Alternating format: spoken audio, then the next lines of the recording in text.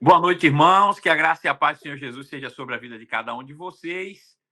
Eu desejo muito no meu coração que vocês sejam edificados nessa noite, principalmente inspirados a viver uma vida superior, que nós sabemos que já está disponível e que nós devemos viver essa vida, né? Eu escrevi um livro, foi um dos meus primeiros livros que escrevi, que falava o seguinte: Vida Abundante, o melhor marketing do céu.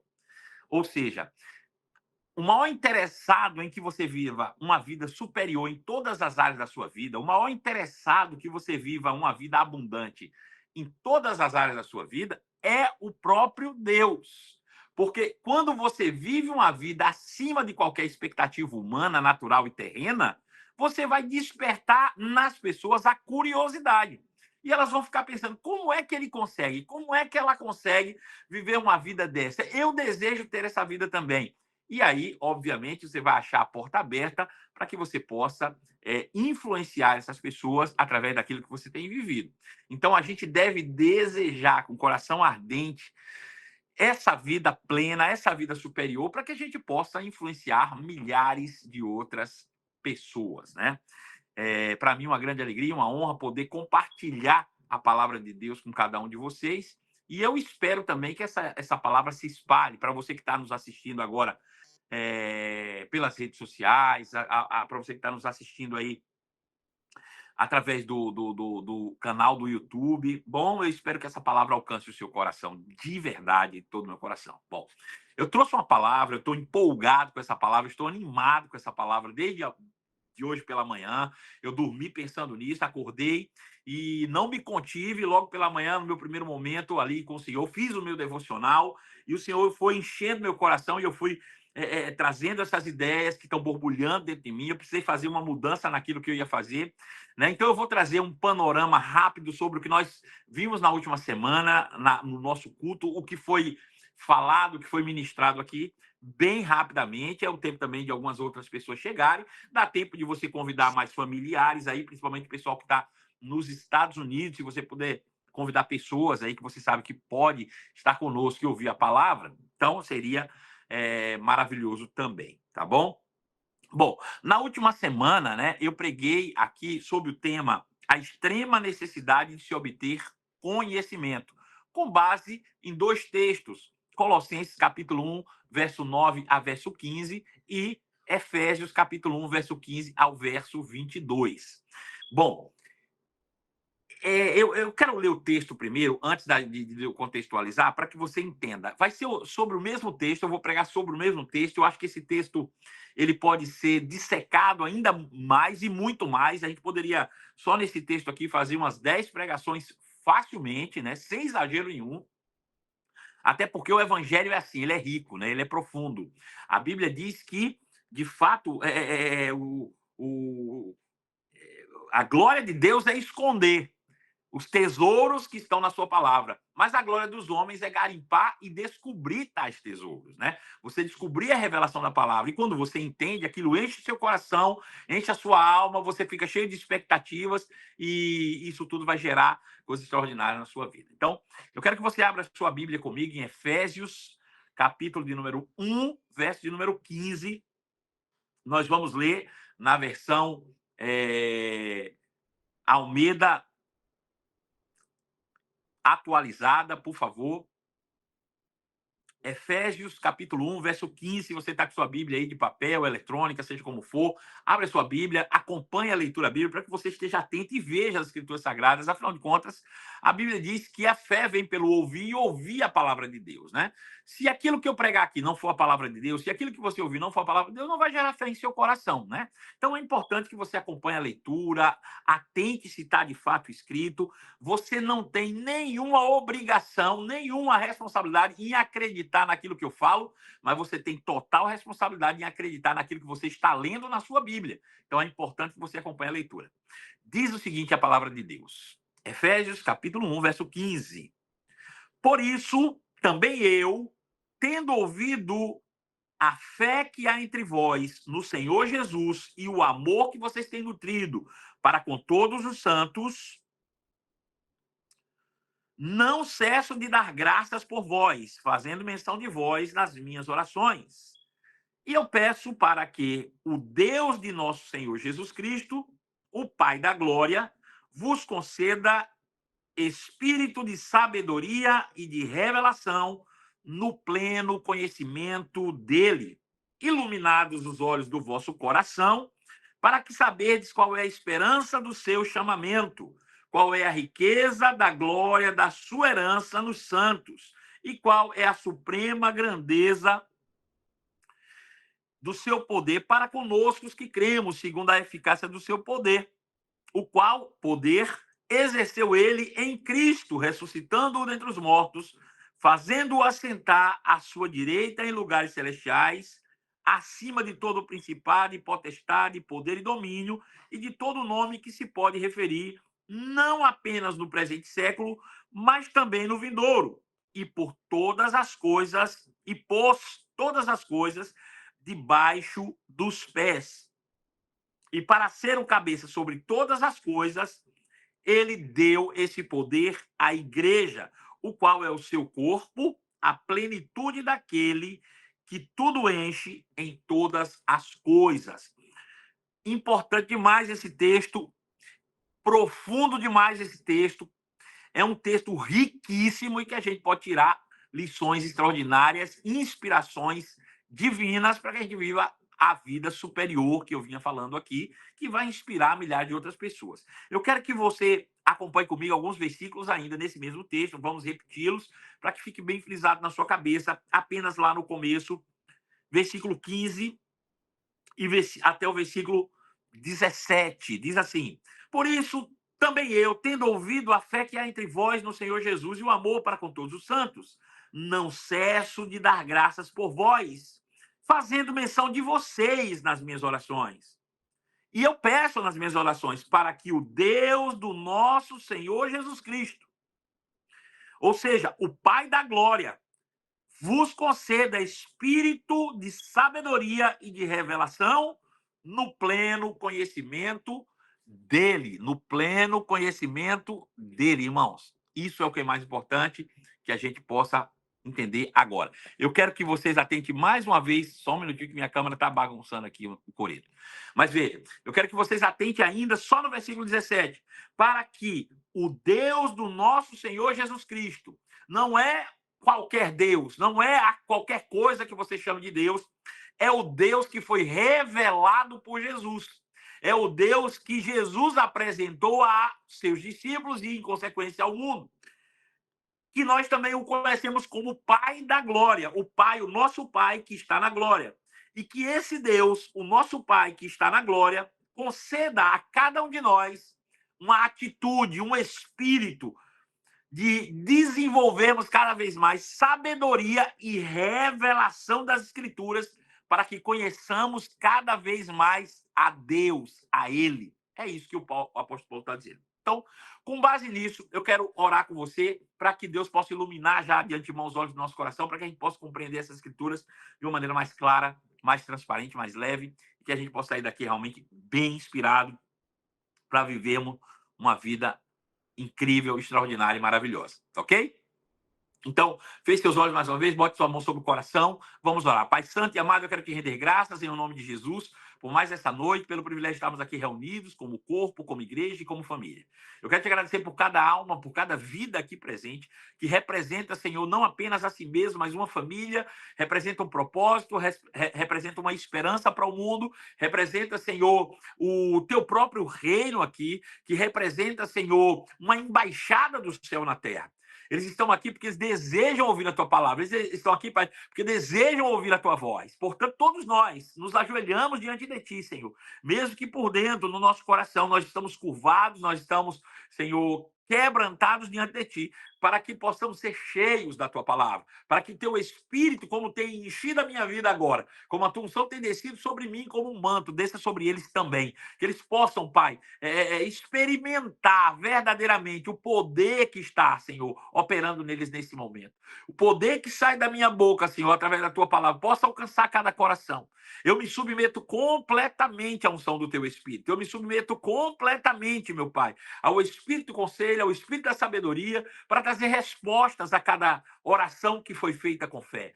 para que traga resposta a cada alma sedenta, a cada homem e mulher, Senhor, angustiados talvez nesse momento, possa ser, Senhor, fortalecidos no homem interior, segundo o teu poder, a eficácia do teu poder através do teu Santo Espírito, para que nessa noite todos nós saiamos daqui regozijantes, todos saiamos daqui, Senhor, cheios de grandes expectativas para aquilo que está por vir, porque nós desejamos, Pai, o conhecimento. Nós queremos crescer em Ti a cada dia.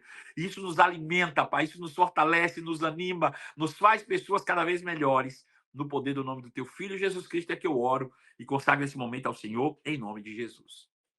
Queridos, na última reunião, como eu falei, nós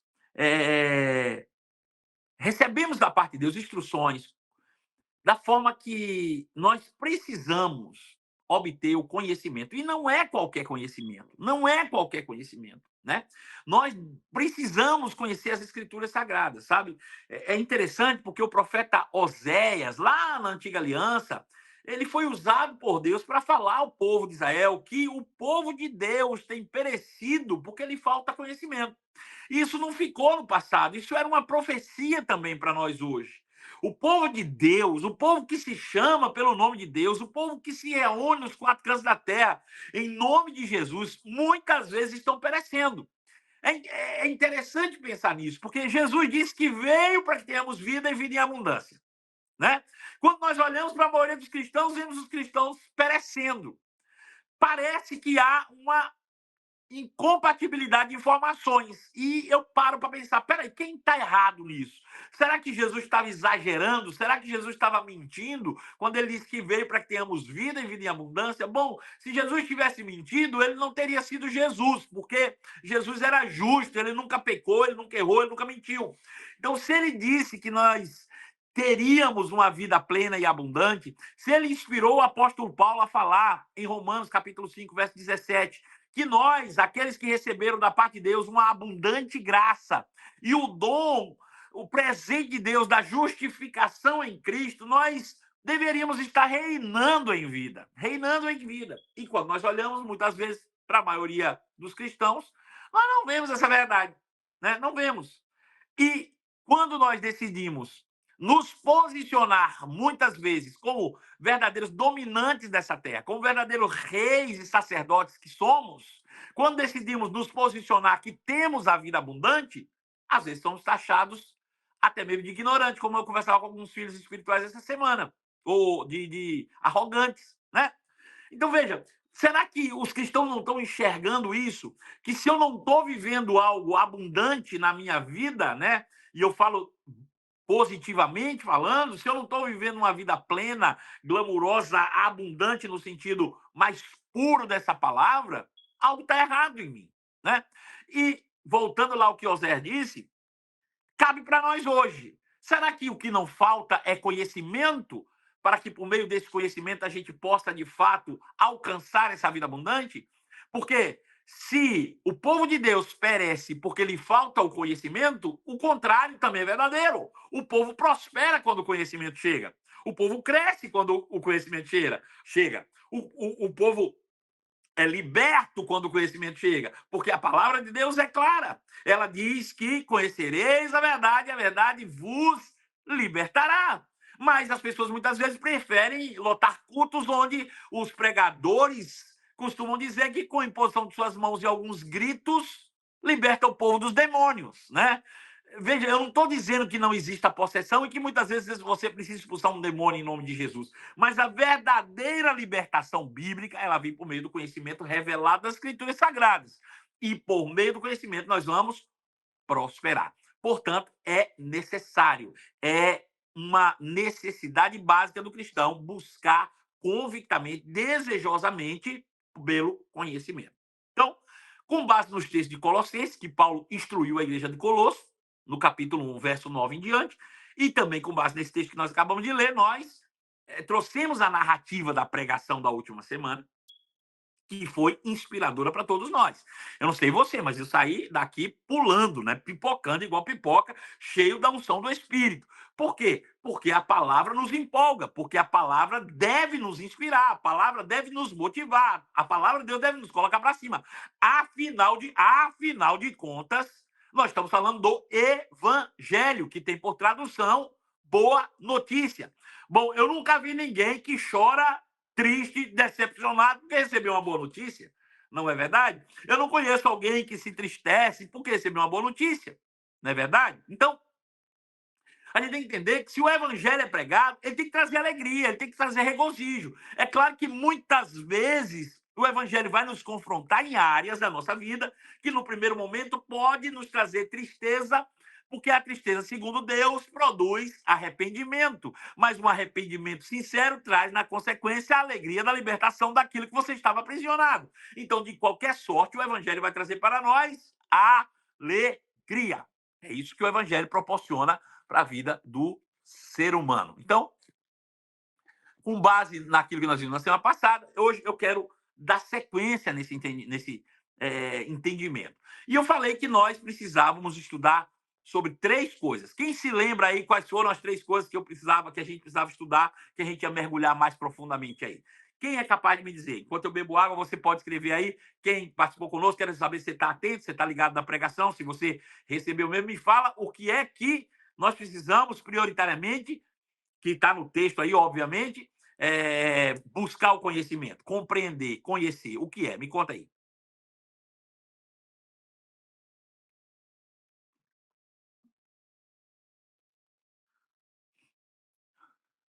Qual a esperança do meu chamamento? Muito bem, Juliana. Isso é uma das coisas.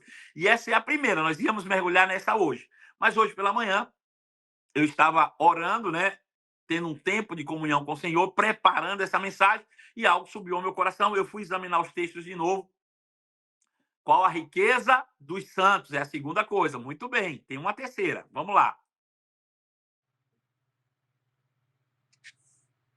Então, comecei a examinar os textos, e aí o Senhor ministrou muito ao meu coração pela manhã. Eu quero compartilhar com vocês algo que vai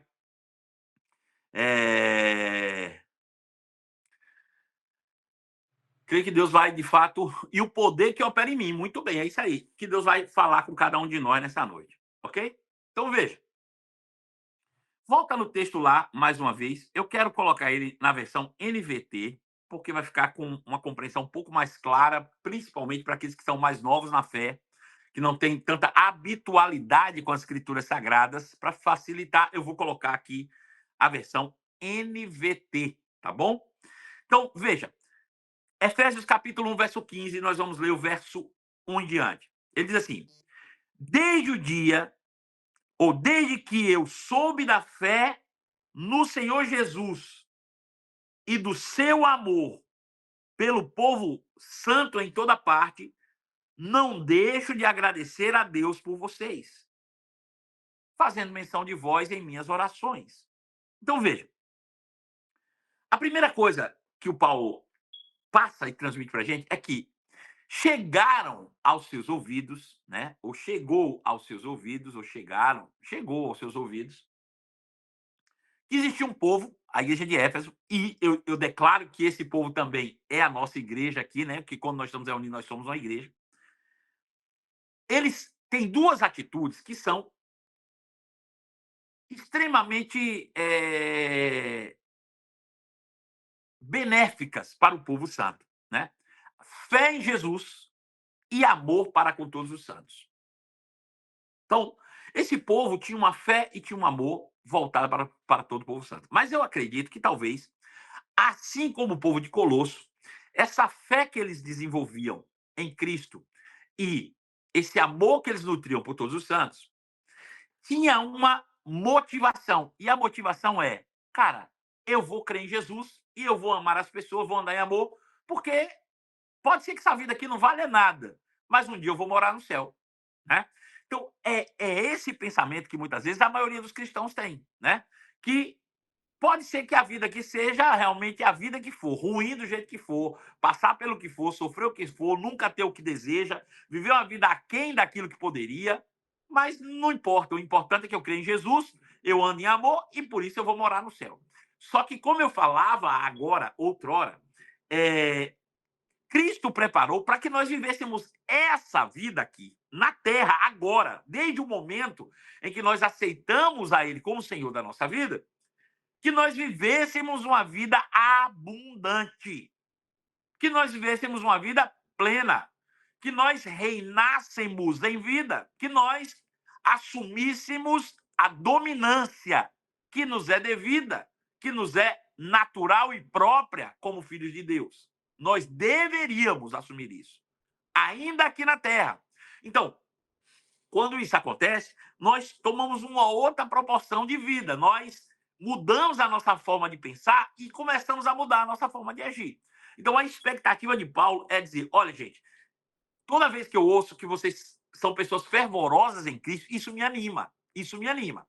Quando eu ouço que vocês têm amor por todos os santos, pelos irmãos, isso me anima muito mais. Então, por isso, eu me ponho de joelho para orar por vocês. E a minha oração por vocês, primeiro, é de agradecimento. Eu dou graças a Deus, porque tem muita gente que nem tem fé em Jesus e nem anda em amor para com os santos. E ainda assim querem desfrutar daquilo que Deus tem disponível. E ainda desejam um dia morar no céu, mesmo sabendo que não estão cumprindo requisitos básicos, que é a fé em Jesus e o amor para com todos os santos. Então, essa atitude deles é louvável. Ninguém tira esse louvor deles. Paulo dá graças, ele diz: eu dou graças todas as vezes que eu ouço, né? Não deixe de agradecer a Deus por vocês. Agora, em minhas orações, ele disse: eu peço que Deus, o glorioso Pai do nosso Senhor Jesus Cristo, lhe dê sabedoria espiritual. Uma sabedoria que vai além do conhecimento natural e terreno. É uma sabedoria que só é desenvolvida com o auxílio do próprio Espírito Santo. Porque decorar a Bíblia, irmão, qualquer um decora. Eu conheço pessoas que dizem: eu leio a Bíblia todo ano, todo ano, mas não vivem aquela verdade que a Bíblia traz como revelação. Ou seja, uma vez eu falei uma frase que eu acho que é bem impactante. Eu prefiro que você, e eu acredito que Deus vai me avalizar nisso, mas eu prefiro que vocês conheçam 2 ou 3 versículos apenas e os pratique, porque entenderam a revelação deles, do que conhecer a Bíblia inteira e viverem como pecadores miseráveis. Para Deus, com certeza, existe mais louvor para aquele que, conhecendo 2, 3 versículos, claro que eu estou fazendo uma hipérbole aqui, mas que pratique essa verdade, do que conhecer uma Bíblia inteira decorada e viver como um miserável, como um pecador, como alguém que vive como se não tivesse Cristo, como se Cristo não tivesse morrido. Então, Paulo diz: olha, eu peço ao Deus do nosso Senhor Jesus Cristo, glorioso, para que ele dê esse espírito de revelação. Esse espírito que vai fazer com que você entenda e compreenda além das letras que estão tipografadas aí no papel da sua Bíblia ou escritas eletronicamente. Que vai além das letras. Que você, ao olhar para as Escrituras Sagradas, você consiga se enxergar dentro delas. Quando você olhar para as Escrituras, elas saltem diante de você.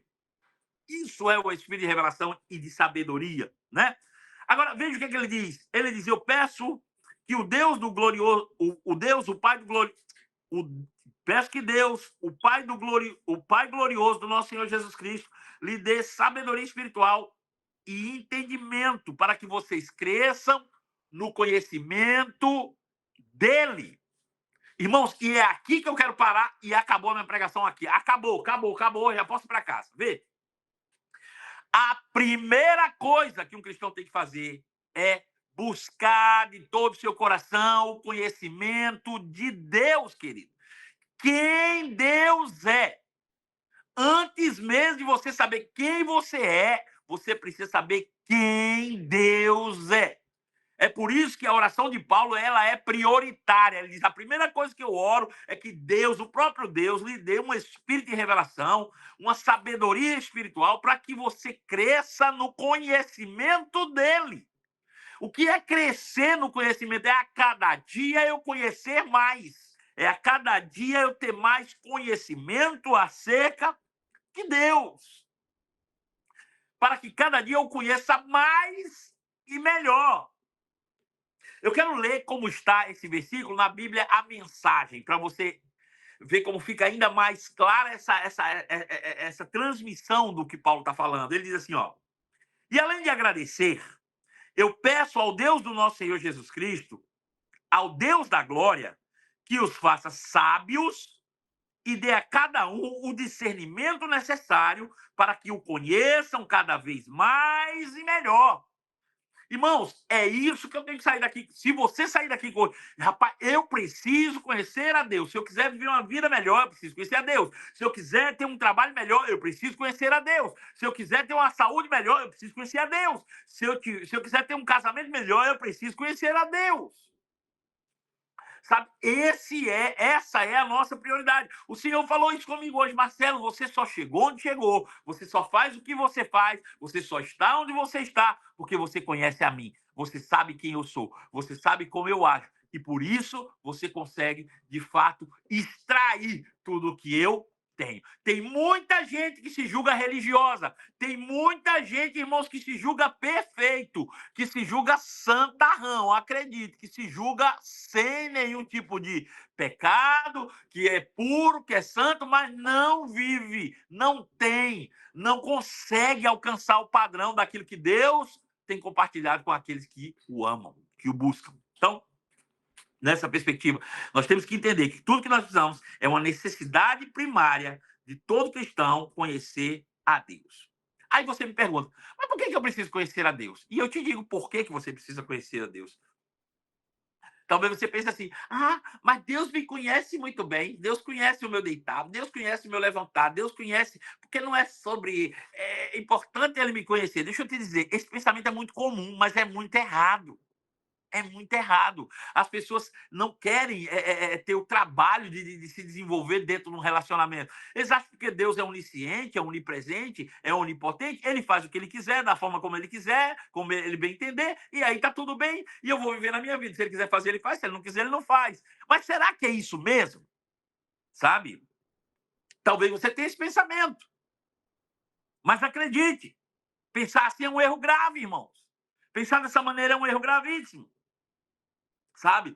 De repente, e acontece muito em momentos que a gente passa muita pressão, um pensamento sempre sobe, né? Ou pelo menos nos assedia o tempo todo. E qual é esse pensamento? A gente diz assim, poxa, Deus poderia resolver isso só num piscar de olhos. Quantas vezes a gente não fala, porque a gente não quer dizer que a gente está questionando, está cobrando de Deus. A gente é covarde de assumir esse tipo de posicionamento. Mas muitas vezes, quando a gente está na pressão, na dificuldade, vamos imaginar uma dificuldade financeira, a gente diz, poxa, se Deus quisesse, ele podia levantar fulano e ir lá pagar minhas dívidas. Né? Se Deus quisesse, podia resolver. Por que Deus não resolve? Não, se Deus pudesse tirava esse câncer com a mão, soprava e tirava. Por que ele não tira? E aí a gente vai inventar mil desculpas para tentar justificar quando a gente vai contar para alguém.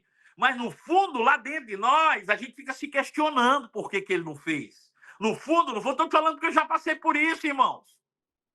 Você está entendendo? Quando eu olho para a figura de Jó, por exemplo, que é uma figura bem controversa, eu não vou entrar muito em detalhe aqui, porque senão é tempo para mais uns 2 ou 3 cultos. Mas Jó, se você ler lá no capítulo 19 de Jó, por exemplo, Jó fala bichos e lagartos, né? Cobras e lagartos de Deus, ele fala. Ele diz, Deus faz porque ele é assim mesmo. Ele faz o que ele quer, quando ele quer, mata ele, quando ele não quer, ele não faz. Ele é assim mesmo. E ele bota Deus lá embaixo com esse negócio. Por quê? Porque ele sempre tem uma expectativa, a coisa não estava acontecendo, e ele transfere essa responsabilidade. Não, porque ele é Deus. Quando ele quiser, ele faz. Se ele não quiser, ele faz, né? Até música faz. Se ele fizer, ele é Deus. Se ele não fizer, ele não é Deus. Ele quer, né? Então, enfim. Mas será que é isso mesmo? Né? Será que é isso mesmo? Bom, a primeira coisa que nós precisamos entender, Deus é justo, irmãos.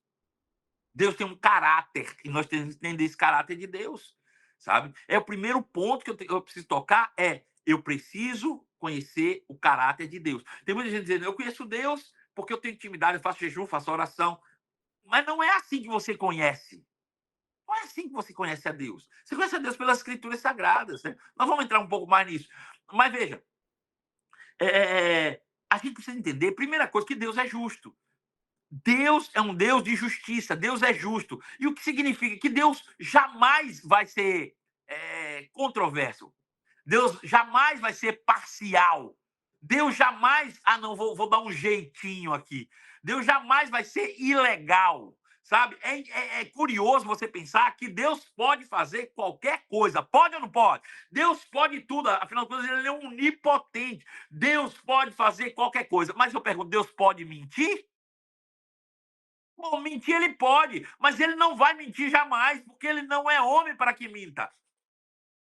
Nem filho do homem para que se arrependa. Então Deus não mente, porque na sua palavra ele disse: eu não minto. Então, se ele disse eu não minto, ele não vai passar por cima do que ele disse e fazer só porque você quer que ele faça. Ele não vai fazer. Então, da mesma forma como ele pode fazer qualquer coisa, mas não pode mentir, por exemplo, ele não pode ser antiético, ele não pode ser anti a própria palavra. Então, tem coisas que talvez você esteja exigindo que Deus faça que não tem legalidade para que ele faça. Talvez você tenha que olhar para você mesmo e pensar: poxa, o que é que eu preciso ajustar em mim para que eu crie a legalidade perfeita para que Deus possa agir em meu favor? Já parou para pensar nisso? Deus é justo.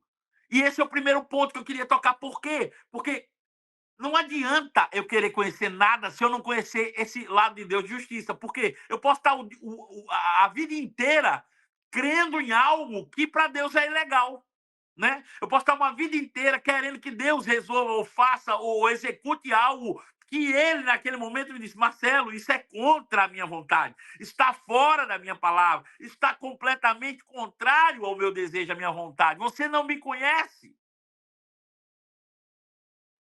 Aleluia, aleluia. Né? Eu me lembro que Jesus, certa vez, enviou a Tiago e João, para uma aldeia, para que pedissem uma noite de descanso para Jesus lá nessa aldeia. E aí, eles foram, chegaram lá, viram que o pessoal era conhecido. Jesus já havia estado lá nessa aldeia. E quando pediram, os caras disseram: ele está indo para onde? Eles estão indo para Jerusalém. Ele disse: não, não, ele não vai ficar aqui, não. A gente não tem negócio com judeu, não. Pode mandar ele embora. E os discípulos ficaram muito invocados, ficaram com raiva, ficaram bravos, ficaram invocados. Eu fico imaginando a conversa que eles vieram tendo no caminho, voltando para falar com Jesus. E aqueles povo nojento, eles vão ver o que eu aposto que chegar lá, Jesus vai mandar, a gente vai aqui. Aí quando chegaram perto de Jesus, Jesus disse: e aí? Eles: o senhor acredita que eles disseram que o senhor não pode ficar lá, aquele povo miserável? O senhor ajudou eles, fez tudo por ele, agora não quer te dar uma força, não quer te dar uma mão. O senhor quer que eu peça ao Pai para descer fogo do céu sobre eles? E a resposta de Jesus foi assim: você não sabe de qual espírito você é, não, cabeção? Será que você não sabe de qual espírito você pertence, não? Então veja, por que Jesus disse isso? Porque Jesus conhecia o espírito do Pai. Jesus conhecia a índole de Deus. Jesus conhecia o caráter de Deus. Jesus sabia que Deus não ia fazer aquilo, até porque aqueles que lá estavam também eram filhos. Ainda não sabiam, mas eram. Né? Então como é que Deus, em meu favor, vai querer matar alguém? Não vai, irmão. Não vai. Deus vai tentar salvar. Deus vai tentar salvar de uma forma ou de outra. Agora, se as pessoas quiserem se matar sozinhas, o problema é delas. O diabo é que veio para roubar, matar e destruir. Deus não. Deus veio para trazer vida. Então, eu preciso entender isso. Porque, de repente, eu estou orando para alguém morrer.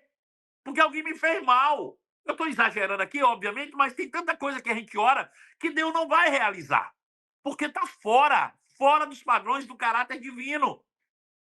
E se eu não me aprofundar no conhecimento desse caráter divino, desse Deus maravilhoso, eu não vou conseguir viver à altura daquilo que ele espera que eu viva e que eu possa desfrutar uma vida superior que vai influenciar milhares de outras pessoas. Então eu preciso saber exatamente quem é Deus. Deus é um Deus de justiça, um Deus justo, um Deus de equidade. Ele não pode agir arbitrariamente, não pode. A sua própria natureza de justiça lhe impõe limites de ação. A natureza de justiça e equidade de Deus o impõe. Não é eu que estou impondo, não é você, é Ele que impõe em si mesmo limites de ações. E eu preciso conhecer esse caráter, conhecer profundamente isso, para que eu não perca meu tempo crendo uma vida inteira por algo que pode não acontecer. Né? Então, faz parte do conhecer do caráter de Deus. Portanto, eu preciso conhecer esse Deus maravilhoso para que eu possa me relacionar com ele segundo a sua própria natureza e não segundo a minha própria vontade. Eu não me relaciono com Deus a partir dos meus problemas. Eu acho curioso, né? As pessoas fazem até música dizendo: chora que Deus responde. chora que Deus responde. Mas onde é que está na Bíblia dizendo que se tu chorar, Deus responde? Não tem. E acredite, Deus não vai se sensibilizar com as suas lágrimas. Não vai, irmão. Não vai. Ele vai sentir a dor com você, não resta dúvida. Mas não vai ser as suas lágrimas que vai mover Deus fazer o que ele precisa fazer. O que é que vai mover, então? Conhecimento que gera fé. É você crer na coisa certa. É você conhecer a Deus ao ponto de só crer naquilo que sabe que ele pode realizar. Ué. Simples. Você está dizendo que Deus não pode? Ele pode, mas ele impõe a si mesmo limites com base no seu caráter. Com base no seu caráter. Então, as pessoas encontram com Deus e ele se manifesta a elas com uma face que elas podem percebê-lo. Então, veja, eu preciso conhecer a Deus, esse Deus maravilhoso, para que possa me relacionar com ele a partir da sua própria natureza. Né? Aí eu pergunto, então, como eu faço para conhecer mais a Deus? Como eu falei, algumas pessoas dizem, mas eu já conheço, pois eu tenho intimidade com ele, eu oro, eu faço jejum, eu faço propósito. Essa intimidade, irmãos, de ficar horas e horas trancado dentro de um quarto, orando, tal, se consagrando, fazendo jejuns intermináveis, sem o conhecimento, leva você muito mais para um fanatismo de que para um crescimento espiritual. Desculpa, eu não quero aqui tirar o fervor de ninguém. Eu estou dizendo que você não tem que orar, não é isso que eu estou dizendo. Mas o que eu estou dizendo é que esse tipo de ação, sem o conhecimento revelado de Deus, gera muito mais fanáticos do que homens e mulheres espirituais. Então, fica atento. Essa intimidade que muitos alegam ter com o nosso Deus, ela é muito subjetiva. Ela é muito subjetiva, né? Porque quando nós dizemos que temos intimidade com Deus, a gente passa a criar uma imagem de Deus com base em quem nós somos, com base nas nossas experiências e não na verdade de quem ele é. É muito comum você ver cada um descrever Deus de acordo com aquilo que eles acreditam nas suas experiências passadas. Eu gosto de um exemplo que eu acho que vai trazer luz para isso aqui. Eu não sei se vocês já assistiram filmes que Deus se manifesta, como, por exemplo, A Cabana. Né? É um filme muito legal. Deus se manifesta lá. E chocou o mundo quando aquele filme foi lançado, porque Deus se manifesta no corpo de uma mulher. Ah, mas Deus não pode ser mulher. E ele pode ser homem? Deus não tem sexo. Deus é espírito. Deus é assexuado. Deus é Deus. Agora, para aquele camarada que ali precisava encontrar sua filhinha que foi assassinada, que tinha problemas seríssimos de relacionamento com o próprio pai, ele precisou se manifestar em uma mulher, porque talvez em um homem não teria dado crédito. Então, talvez você criou a imagem e Deus se manifesta para você de uma maneira com base nas suas próprias experiências. Então, isso é subjetivo, né? Porque criamos uma versão de Deus segundo a nós mesmos, segundo o que nós somos, né? As pessoas encontram com Deus e ele vai se manifestar a elas face a face, como elas o aceitam. Agora eu pergunto, será que existe uma maneira objetiva, impessoal de conhecermos a Deus? Essa é a questão. Será que existe, vamos montar aqui um bom corte agora, será que existe uma maneira objetiva, impessoal de nós conhecermos a Deus? Eu respondo para você com a Bíblia. Hebreus capítulo 11, verso 6. Abre comigo. Hebreus 11, 6. O livro de Hebreus, capítulo 11, verso 6, diz assim: sem fé é impossível agradar a Deus, porque aquele que dele se aproxima precisa crer que ele existe e que é recompensador ou galardoador daqueles que o buscam. Eu vou repetir, eu conheço esse versículo de cor. Diz assim, ó: sem fé é impossível agradar a Deus, porque aquele que dele se aproxima, Deus, alguém se aproxima, só pode fazê-lo por meio da fé. Certo? Aquele que dele se aproxima precisa crer que ele existe e que ele é recompensador, porque ele está o buscando. E eu pergunto para você, o que é que agrada a Deus? E eu sei que talvez todo mundo aí vai responder fé. Não, Fé é o veículo que você vai usar para agradar a Deus.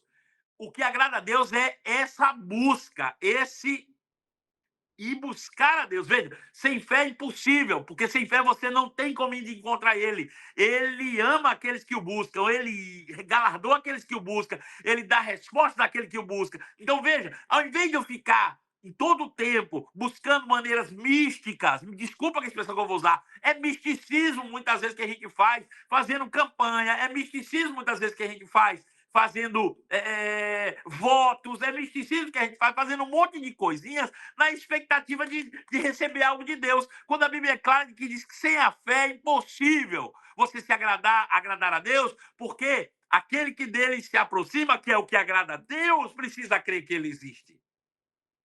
E que é galardoador, e que ele vai responder. Então, veja, eu começo por aqui. Então, quando eu decido no meu coração ir até Deus, quando eu decido no meu coração mergulhar nesse conhecimento, quando eu decido no meu coração, eu quero ter mais intimidade por meio deste conhecimento, à medida ou proporcionalmente, isso, as minhas respostas vão chegando, aquilo que eu preciso, Deus vai me dando, de uma forma automática, praticamente. Agora, abra agora, já que você sabe que você precisa que isso agrada a Deus. João capítulo 1, verso 17. Para a gente ir bem rapidinho. João 1, 17. Em João capítulo 1, verso 17, diz assim: pois a lei foi dada por meio de Moisés, mas a graça e a verdade vieram por meio de Jesus Cristo. Verso 18. Ninguém jamais viu a Deus, mas o Filho único que mantém comunhão íntima com o Pai é quem o revelou. Pega esse último versículo comigo, por favor. Ninguém jamais viu a Deus. Ninguém jamais viu a Deus. Ninguém jamais viu a Deus. Ponto. Mas o Filho único, que é Jesus de Nazaré, que mantém desde o princípio das eras até a atualidade e o será eternamente.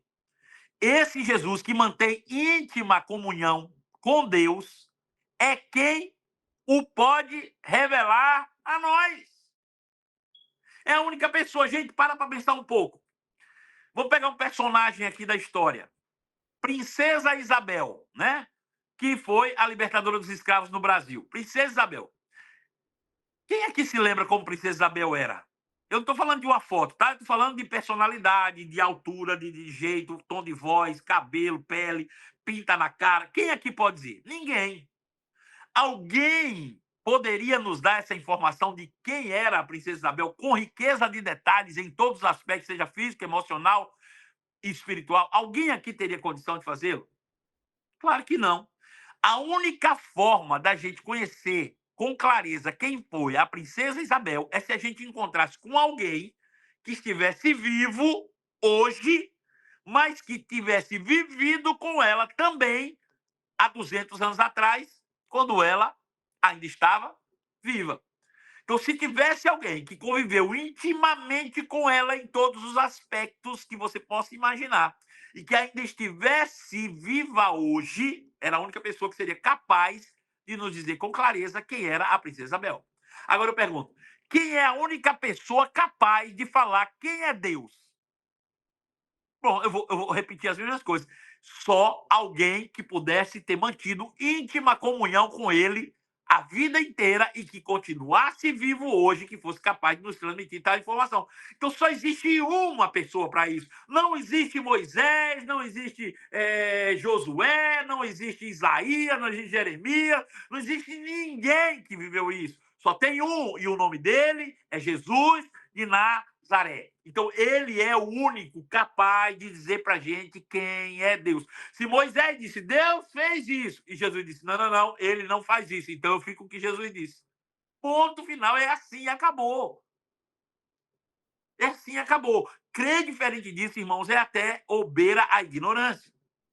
Então, veja que a Bíblia deixa claro que quem revela Deus para nós é Jesus. E ainda tem Hebreus capítulo 1, verso 3. Hebreus 1, 3. Que diz assim: O Filho, que é Jesus, irradia a glória de Deus e expressa de forma exata o que Deus é com a sua palavra poderosa. Então, veja, Jesus, ele irradia a glória de Deus e expressa com exatidão quem Deus é. Então, a única forma objetiva que nós conhecemos e que podemos conhecer a Deus é através de Jesus. Não existe, irmãos, qualquer outro conhecimento, ele não é completo. Mas Jesus pode transmitir com clareza. Jesus é a manifestação exata do Pai para conhecermos a Deus. Basta, então, nós conhecermos a Jesus. E isso, irmãos, é uma lógica tão simples, tão simples, tão simples. Veja, Deus criou o homem semelhante a ele para refletir a sua glória. Então, originalmente, quem deveria conhecer a Deus? Eu e você, se não tivéssemos pecado.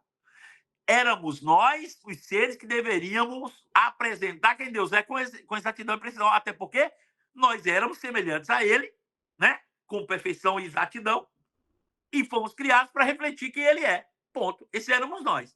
Mas o homem pecou, e quando pecou, perdeu a natureza de Deus. Mesmo tendo Jesus morrido na cruz e nos devolvendo de volta à natureza, a nossa mente ficou contaminada com o homem do passado. Não tem como a gente expressar com precisão Deus hoje. Impossível. A única forma de Deus expressar quem ele era se ele tivesse um homem que fosse 100% original, sem pecado. Então ele se fez homem 100% original, sem pecado, para que esse homem, que ele se tornou original, sem pecado, pudesse transmitir quem ele era. E através de entender quem Deus é, automaticamente nós entendemos quem nós somos. Veja, é por isso que há uma grande importância. Porque quando eu vejo Deus, quando eu entendo Deus, quando eu olho para Jesus e sei que ele é a expressão exata de Deus e que eu fui criado semelhante a Deus, eu olho para Jesus e digo, eu sou esse cara, eu tenho que ser assim, eu posso não estar assim, mas eu sou isso aqui, ó. Eu sou isso aqui, gente, olha, eu sou desse jeito aqui, sabe? Eu sou esse camarada aqui, eu olho para Jesus e digo, aqui sou eu. É isso que nós temos que entender. Por quê? Porque quando eu faço isso, eu estou conhecendo a Deus. Agora, quando eu faço isso, irmãos, o meu comportamento começa a andar na mesma pegada que Deus, no mesmo bater do mesmo coração, sabe? Quando a Bíblia diz que Davi era um homem segundo o coração de Deus, é que os dois batiam no mesmo compasso. Davi sabia que era Deus, sabia como Deus agia, irmãos. Davi sabia, quando você lê as escrituras sagradas em Salmos, por exemplo, ele diz, olha, eu sei como tua mão funciona, como eu fico quando eu pego. Ele sabia quem era Deus, ele sabe ele sabia, o coração dele era igual, batia junto, ó. E é isso que nós devemos entender. Conhecer a Deus é ter essa sintonia. É olhar para Jesus e conhecer tremendamente. E mergulhar e acreditar, principalmente, que aquele Jesus ali, irmãos, era a expressão exata de quem Deus era. Era a expressão exata de quem Deus foi. Então, isso para nós é algo extraordinário. Então, quando Jesus, um homem puro, perfeito, sem pecado, se manifesta, ele pode passar uma imagem real, sem interferência nenhuma das suas experiências humanas de seres que são mortos pelo pecado. Ou seja, Jesus transfere essa imagem com clareza, demonstrando quem o Pai é, e essa é a necessidade primária do crente, que é conhecer a Deus. Jesus consegue fazer isso com muita clareza. Por quê? Porque ele se identifica exatamente. Quem vê a mim vê o Pai. E ele não teve nenhuma interferência de pecado, ele não teve uma vida contaminada. Então ele pode transmitir isso com exatidão. E é o único que pode, irmão. Qualquer outro ser humano que já viveu, que vive, que viverá, vai ter sua mente contaminada pelo pecado. Ele não tem condição de mostrar com clareza quem Deus é. Eu não posso mostrar com clareza quem Deus é, mas Jesus pode, sabe? E aí, uma vez que você se inspira em Jesus, você agora pode dizer, olha, eu posso mostrar porque eu me inspiro em Jesus. Você entende isso? A gente precisa estar persuadido dessas verdades. Jesus transmite não a imagem de um Deus distante, tentando se aproximar, mas a imagem de um Deus presente, o tempo todo, desejando se manifestar como ele realmente é. Se não entendemos isso, jamais viveremos a plenitude do Evangelho. E aí eu quero encerrar aqui, nós já vamos encerrar agora, sei que passei da hora um pouco, mas eu quero dar um último exemplo aqui, porque essa mensagem, eu acho que ela é poderosa demais, E eu preciso trazer esse exemplo para vocês entenderem, e a gente vai encerrar com esse exemplo, ok? E depois eu posso continuar com isso. Tem um texto que está lá em Mateus, capítulo 18, verso 21. Eu vou ler só o cabeçalho do texto e depois vou contar a história, vai ser mais fácil. Diz assim, ó. Então Pedro se aproximou de Jesus e perguntou: Senhor, quantas vezes devo perdoar alguém que peca contra mim? 7 vezes? Veja, a pergunta de Pedro é bem interessante. Deixa aí, Jesus, quantas vezes eu devo perdoar uma pessoa? Agora eu te pergunto, se nós somos criados seres semelhantes a Deus, a resposta tem que vir de onde? Só pode vir de Deus. A resposta é, peraí, se eu sou feito semelhante a Deus, e eu quero saber quantas vezes eu devo perdoar alguém, eu tenho que perguntar quantas vezes Deus já me perdoou. Essa aqui é a questão. Quantas vezes Deus está disposto a perdoar um ser humano? Tem limite para o perdão de Deus? Não, Marcelo, não tem. Deus, perdão, as misericórdias de Deus são ilimitadas. Elas são para sempre. Então, se eu fui criado um ser semelhante a ele, irmão, e eu conheço que as misericórdias de Deus, elas são ilimitadas, são para sempre, é óbvio que a minha atitude tem que ser a mesma, já que eu acredito que eu sou semelhante a ele. Deu para entender? Agora eu vou contar a história. Pedro perguntou e Jesus disse assim, eu vou te contar uma parábola. Um homem decidiu acertar contas com... Eu vou ler, o texto é melhor. Diz assim, ó. Portanto, o reino dos céus pode ser comparado a um senhor que decidiu pôr em dias as contas com os servos que lhe deviam. Então, veja, a conta aqui não é de igual para igual, tá bom? A conta aqui é de um senhor que está aqui em cima para um servo. O servo devia para o senhor. O servo está devendo para o senhor. E o senhor decidiu prestar conta para ele aqui, né? No decorrer do processo, trouxeram dele diante dele um servo que lhe devia 60 milhões de moedas. 60 milhões de moedas. Uma vez que o homem não tinha como pagar, o Senhor ordenou que ele, sua esposa, seus filhos, todos os seus bens fossem vendidos para quitar essa dívida. Morte para eles, quita a dívida. O homem se curvou diante do Senhor e suplicou: por favor, tenha paciência comigo e eu pagarei tudo. O Senhor teve compaixão dele, soltou e perdoou-lhe a dívida. Perfeito. O Senhor que está ali em cima perdoou a dívida, né? Tudo certo. No entanto, quando o servo saiu da presença do Senhor, ele foi procurar outro servo. A relação era aqui, agora a relação está aqui, ó, de igual para igual. Tá ok? Ele foi procurar outro servo de igual para igual. E aí a Bíblia diz o seguinte: foi procurar outro servo que trabalhava com ele que lhe devia 100 moedas. O outro era 60 milhões, esse 100. Ok? De prata. Agarrou pelo pescoço e exigiu que ele pagasse de imediato. Você errou, tem que pagar. Tem que pagar. Justiça, meu filho. Isso aqui é justiça social. Tem que pagar. Errou, paga, paga. Não, só vou me aquietar, vou lhe apertar o pescoço. Enquanto eu não ver você pagando, eu não resolvo o meu problema. O servo se curvou diante dele, suplicou: tenha paciência comigo, eu pagarei tudo. O credor, porém, não estava disposto a esperar, mas mandou que o homem fosse lançado na prisão até que ele pagasse toda a dívida. Ou seja, lançou ele numa prisão até ele ver ele realmente liquidar. Quando os outros servos, estão aqui todo mundo do lado, companheiros, viram isso, ficaram muito tristes e foram ao Senhor. Foram direto ao Senhor lá. Foram ao Senhor, né? Chamou o homem, foram ao Senhor e contou o que havia acontecido. Então o Senhor chamou o homem cuja dívida havia perdoado e disse: servo mau, eu perdoei sua imensa dívida, porque você me implorou. Acaso não deveria ter misericórdia do seu companheiro, como tive misericórdia de você? Irado, agora o Senhor mandou o homem para a prisão, ser torturado até que ele pagasse toda a dívida. Irmão, essa história por si só, ela já é extraordinária. Então veja, era um senhor, estava numa posição muito alta, ele não precisava nem fazer isso. Mas ele disse: não, me pediu, eu vou usar de compaixão, perdoei. O camarada estava na mesma posição, era de igual para igual, irmão. E não quis perdoar uma miséria de dívida. Por quê? Porque ele não levou em consideração o tamanho da dívida dele. Ele não está levando em consideração porque ele acha que o Senhor ele é muito rico. Aquilo para ele não importava. Deixa eu dizer, importa. Importa. Eu não sei se você está entendendo a parábola aqui, mas importa, queridos.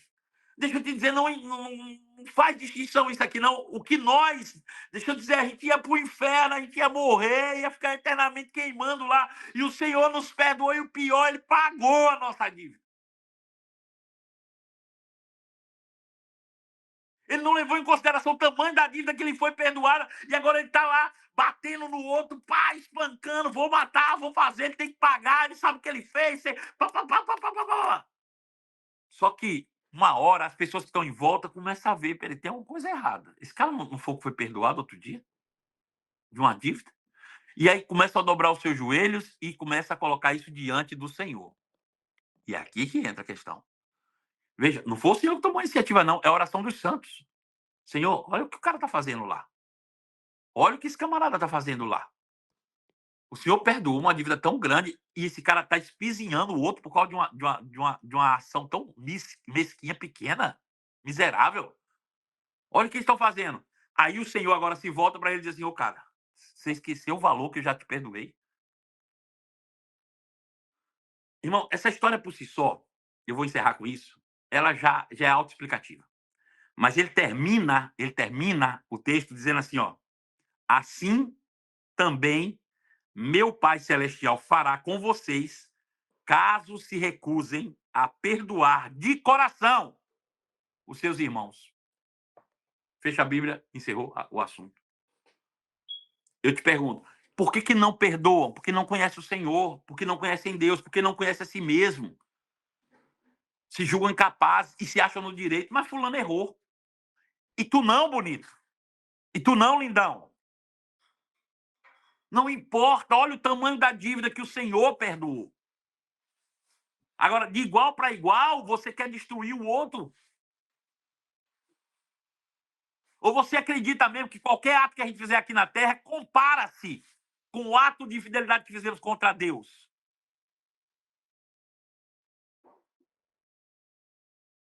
Eu vou ler de novo, porque isso é muito sério. Assim também meu Pai Celestial fará com vocês. Ah, eu creio em Jesus, vou para o céu. Vai?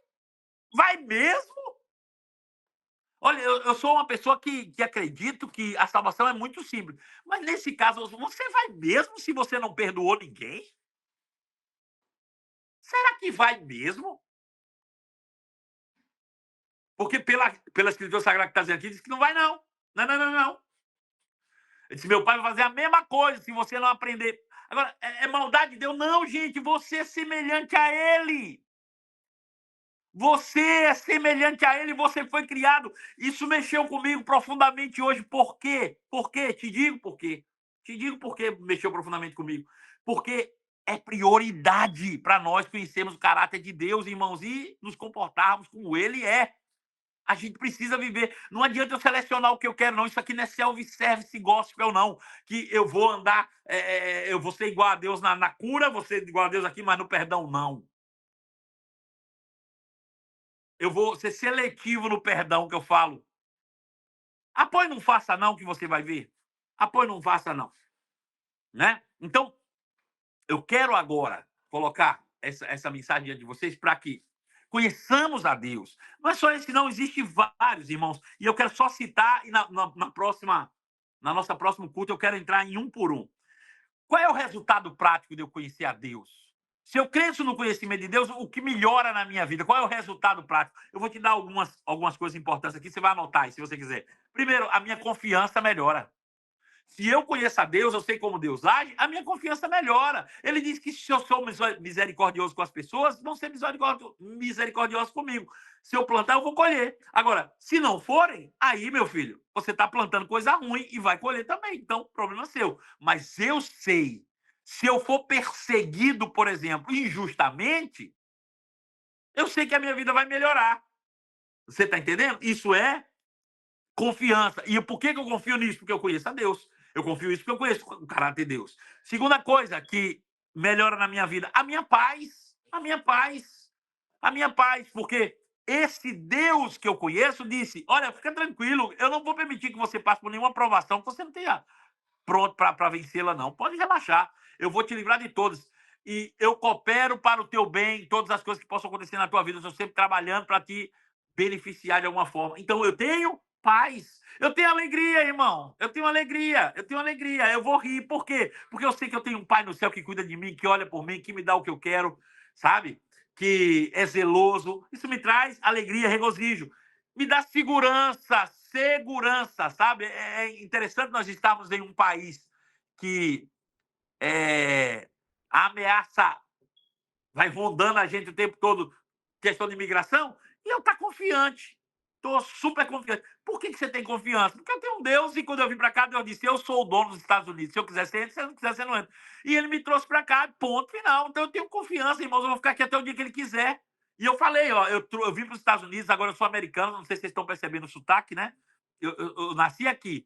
Se Deus um dia quiser que eu vá para o Brasil, ele vai ter que me enviar para aquela nação lá, e eu vou, de todo o coração, de bom grado. Mas hoje eu sou americano, porque eu confio no meu Deus, eu confio no Senhor, né? Eu tenho segurança, que eu falei. Outra coisa, eu tenho esperança.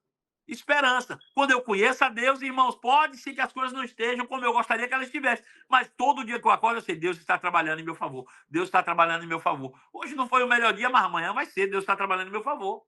Eu tenho esperança. E, por final, eu tenho força, sabe? Eu sou uma pessoa aguerrida. Eu não vou abrir o bico com pouca coisa, não. Porque eu sei quem está por mim, eu sei quem me fortalece, e eu sei que eu posso todas as coisas nele.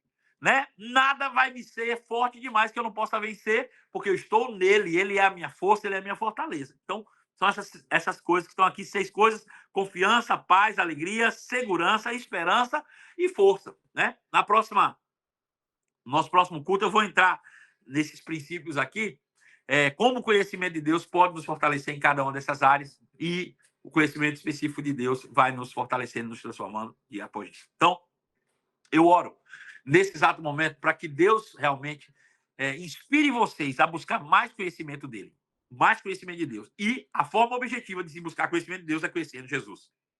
Mergulhe nas palavras de Jesus, mergulhe naquilo que Jesus falou, mergulhe naquilo que Jesus viveu, a forma como ele viveu, a forma como ele fez.